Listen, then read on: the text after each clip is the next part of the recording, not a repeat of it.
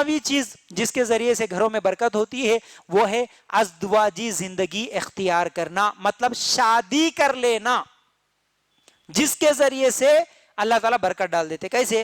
اللہ کے رسول صلی اللہ علیہ وسلم کی حدیث جو کہ ابن ماجہ میں بڑی اہم حدیث ہے، اللہ کے رسول صلی اللہ علیہ وسلم فرماتے ہیں 3 لوگوں کی مدد کرنا اللہ تعالیٰ پر حق ہے، یعنی اللہ تعالیٰ ان تینوں کی مدد ضرور کرتے ہیں۔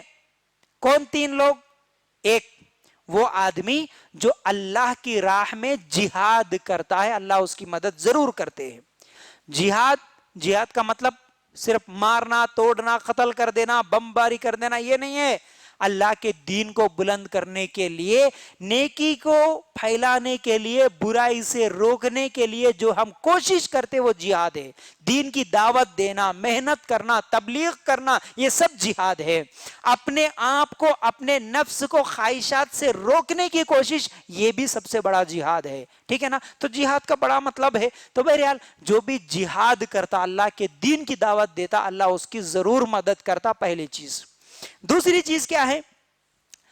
ایسے مکاتب کا جو ادا کرنے کا ارادہ رکھتا ہو، اللہ اس کی مدد کرتا۔ مکاتب کا مطلب کیا ہوتا؟ جو کہ لکھنے والا، مطلب قرض لینے والا جو قرض لیتے وقت لکھ لیتا کہ اس کی نیت یہ ہوتی کہ میں قرض ادا کر دوں گا، اس نیت سے اگر کوئی قرض لیتا ہے تو اللہ اس کی ضرور مدد کرتا۔ لیکن ارے دینا کس کو ہے بھائی؟ پہلے لے لو، پہلے نیت ہی اگر یہ ہے تو پھر اللہ اس کی مدد نہیں کرتا۔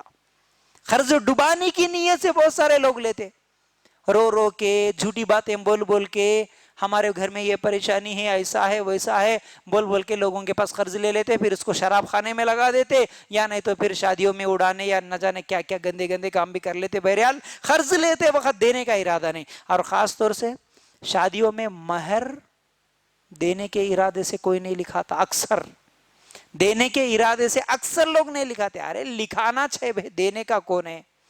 دینا کس کو ہے؟ اس لیے آج کتنے عورتوں کے یہ مسئلے ہیں، سوال یہی چاہتا، جب بھی مہر کے بارے میں ٹاپک نکلتی فوراً سوال لازم آتا ہے، نہیں ہمارے شوہر نہیں دے کے مر گئے، کیا کرنا؟ معاف ہوتا کیا؟ کس کو دینا؟ کیسا دینا؟ بیوی مر گئی، اب کس کو دینا؟ کتنے سوال۔ ارے بھائی زندگی پوری گزار دیے، 30 40 50 سال اس کے ساتھ گزار دیے، جتنا لکھے مہر اتنا نہیں دے سکتے؟ اللہ کے لیے غور کرنا، اصل میں یہ ارادہ نہیں ہوتا دینے کا۔ تو بہرحال جو ارادہ رکھتا ہے قرض لیتے ہوئے، اللہ اس کی مدد کرتا، دونوں۔ تیسری چیز، تیسرا وہ آدمی جس کی اللہ تعالیٰ ضرور مدد کرتے ہیں، ایسا نکاح کرنے والا جو پاک دامنی کا ارادہ رکھتا ہو۔ برکت کس کے ساتھ؟ جو میں پاک رہنا چاہتا ہوں، پاک رہنا چاہتی ہوں، میں گناہوں سے، زنا سے، بدکاریوں سے، گندے کاموں سے، ہر وہ فحش سے بچنے کے لیے اگر میں نکاح کرنے کا ارادہ رکھتا ہوں یا رکھتی ہوں تو اس پر اللہ تعالیٰ کا یہ وعدہ ہے کہ اللہ تعالیٰ ضرور اس کی مدد کرے گا۔ نکاح بڑے خطرناک مسئلوں میں سے ایک مسئلہ ہے آج ہمارے معاشرے کا بہت بڑے مسائل میں سے ایک مسئلہ ہے۔ نکاح نہیں ہوتا یہ بھی ایک مسئلہ ہے، نکاح ہونے کے بعد کے جھگڑے یہ بھی ایک مسئلہ ہے، میاں بیوی کے جھگڑے الگ یہ ایک مسئلہ ہے، تو ساس بہو کا جھگڑا ایک مسئلہ ہے، دوسری شادی کا مسئلہ یہ ایک الگ جھگڑا ہے۔ ہر جگہ نکاح بولے تو جھگڑے، نکاح بولے تو مسائل۔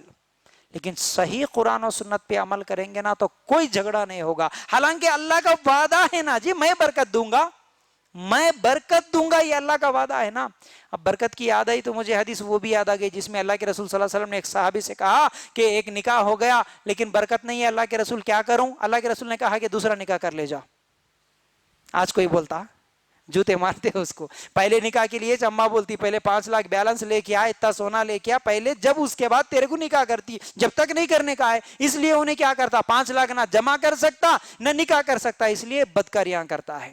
اس لیے گرل فرینڈ، بائی فرینڈس، یہ سب عشق معشوقی، لو افیئر سب کچھ چل رہے۔ کیوں؟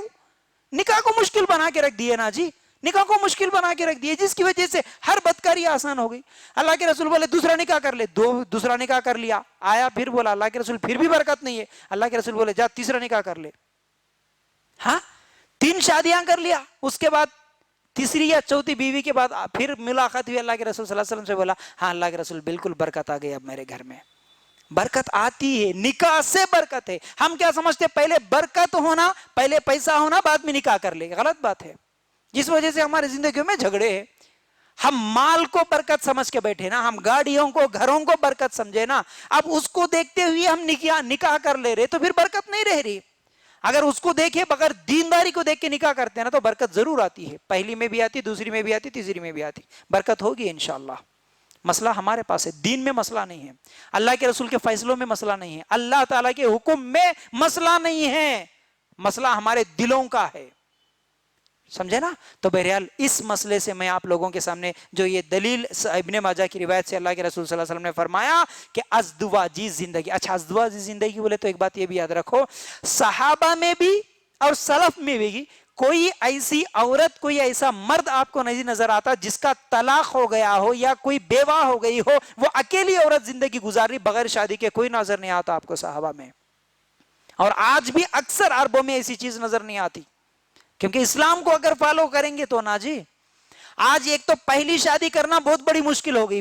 اگر پہلی شادی کے بعد اچانک کسی کا شوہر ایکسیڈنٹ میں مر گیا، بیچاری 1 مہینے کی دلہن، 15 دن کی دلہن، یا ایک بچہ ہو گیا، فوراً 2-3 مہینوں میں شوہر کا انتقال ہو گیا، بیوہ بن گئی، اللہ اکبر، زندگی بھر اب اس کی شادی نہیں ہوتی، زندگی بھر اس کی شادی نہیں ہوتی. کیوں نہیں ہوتی؟ اس میں 2 وجوہات بہت ہے. ایک تو لڑکی والوں کی طرف سے بھی غلطی ہے، ایک تو لڑکے والوں کی طرف سے بھی غلطی ہے. لڑکی والوں کی طرف سے یہ سوچ ہے کہ نہیں، انہیں بیوہ ہے، انہیں مطلقہ ہے، گھر پہ اکیلے رہتے. ایک تو معاشرے کا ڈر کہ نہیں بھئی پرسوں مرد مر گیا، اور ایک کر لیتی کہتے کیسی بے شرم ہے، یہ پھیلا کے رکھ دیے. اب اس لیے انہیں یہ ماحول والوں کے باتوں کے لیے یہ سوچ کے اکیلی زندگی گزارتی، ایک بچے پہ پوری زندگی گزار لیتی. اور دوسری غلطی یہ ہے کہ ٹھیک ہے بھی تو ابھی بیوہ ہے، تیرا ایک لڑکا ہے یا کچھ بھی مطلقہ ہے، طلاق ہو گیا ہے، دوسرا آدمی شادی کرنے کے لیے تیار ہے جو کہ دوسری شادی کرتا، وہ اس کو پسند نہیں آتا. نہیں، بیوی ہے یا تو انہوں نکل جانا تو ہم کر لیتے، اب اس کو مار دیے تو میں کر لیتی، بولی سی بات. ٹھیک ہے، یہ ہمارے پاس رہتا. صحابہ کی زندگی میں یہ بالکل نہیں تھا، اس لیے کوئی اکیلی عورت نہیں نظر آتی تھی آپ کو. آپ اٹھا کے دیکھیے صحابہ کی زندگیاں. آج بھی عرب کی عورت کوئی طلاق دے دیتا نا، کوئی ٹینشن نہیں لیتی، ذرہ بھی مشکل نہیں ہے اس کے لیے. 4 مہینے گزرتے عدت، دوسرا پیغام آتا، دوسرے کی ساتھ شادی کر لیتی. اس کے ساتھ بھی جھگڑا ہو گیا تو کچھ دنوں کے بعد طلاق ہو جاتا. تیسری شادی کے لیے کرنے کے لیے نہ عورت کوئی آگے پیچھے سوچتی ہے، نہ مرد آگے پیچھے سوچتا ہے. اور عورت کبھی بھی یہ ڈیمانڈ نہیں کرتی، کبھی وہاں پر یہ نہیں سوچتی. آج کی بھی عرب کی عورت تیرے کو پہلے کتنی شادی ہے، کتنے بچے ہیں، یہ سب چیزیں نہیں ہے اس کے لیے. میرے کو شوہر ہونا کیسا ہے، اخلاق والا، دیندار ہے، چلو ٹھیک ہے الحمدللہ میں آگے بڑھتی ہوں بولتی. جس کی وجہ سے وہاں ٹینشنز، جو میاں بیوی کے جھگڑے یہاں ہم دیکھتے ہیں انڈیا پاکستان میں، وہ عربوں میں نہیں دیکھیں گے، اور صحابہ میں تو بالکل بھی نہیں دیکھیں گے. اور ایک بات میرے کو بہت زیادہ سوچنے پر ایک بات ذہن میں آئی. بہرحال آج جو جھگڑے ہیں نا میاں بیوی یا ساس بہو کے، اگر یہ جھگڑے صحابہ میں ہوتے تو صحابہ اتنا دین کا کام بھی نہیں کرتے تھے. صحابہ کے زندگیوں میں میاں بیوی کے جھگڑے یا دوسری شادی کے جھگڑے یا ساس بہو کے جھگڑے تھے ہی نہیں، جس کی وجہ سے وہ دین کا کام کیسا کرے پوری دنیا میں پھیلا کے رکھ دیے. اگر ایسے جھگڑے جب ہوتے تھے نا، اللہ کے رسول کہاں جنگ میں جانا، گھر میں بہت بڑی جنگ چل رہی بولتے تھے. کتنا خطرناک جنگ. ہاں، یہ جنگوں میں رونا پیٹنا، پریشانیاں، دوا کھا لینا، یہاں بھاگ جانا، کیا کیا کرتے، خودکشیاں کر لینا، یہ سب کئی کو ہے بھائی. ہم دین پہ عمل نہیں کر رہے. اصل میں اللہ کے رسول کی باتوں پہ ہم کو یقین نہیں ہے، ہمارے سلف کو یقین تھا، صحابہ کو یقین تھا، جس وجہ سے وہ نکاح کرتے تھے. اپنی بیٹیوں کا بھی نکاح کرتے تھے دیندار کو دیکھ کے، بیٹوں کا بھی نکاح کرتے تھے. ان کے گھروں میں جھگڑے نہیں تھے بلکہ برکت تھی. شادی کی وجہ سے برکت ہوتی ہے. اللہ کے لیے